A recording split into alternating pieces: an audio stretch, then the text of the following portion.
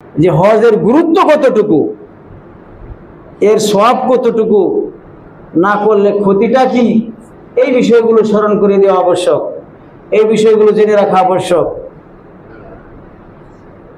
একটা বিষয় সম্বন্ধে যখন আমি জানবো তখনই না আমি সেটাকে কদর করব, তাই না? পরিচয় কদর বাড়ে, পরিচয়ে কদর বাড়ে। আমি প্রায়ই বলে থাকি যে লাভ থাকলে মানুষ লোহার বোঝা বহন করে, বিনা লাভে তুষের বোঝা, তোলার বোঝাও কেউ বহন করে না, করে না। যে লাভ থাকে, বিনিময় যদি থাকে, কষ্ট হইলেও সেই কাজটা মানুষে করে।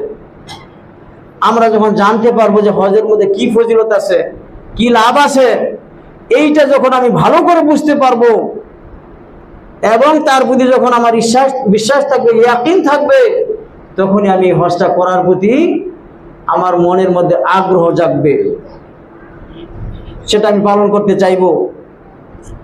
আজকে জুমার নামাজের মধ্যে কি পরিমাণ ফজিলত আছে, সওয়াব আছে, এটা যার জানা আছে সে গতকাল থেকেই আজকের দিন নিয়ে চিন্তা ভাবনা শুরু করে দিয়েছে। কথা ঠিক না বেঠিক?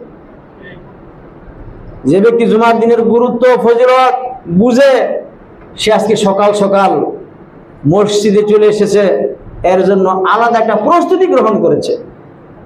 ওইরকমই ইসলামের প্রত্যেকটা ইবাদত, এর মধ্যে বিরাট সওয়াব রয়েছে, বিরাট লাভ রয়েছে। সেটা যে বুঝবে সেই কেবলমাত্র আন্তরিকতার সাথে মনোযোগ দিয়ে সেই ইবাদতটা করার প্রতি আগ্রহী হবে।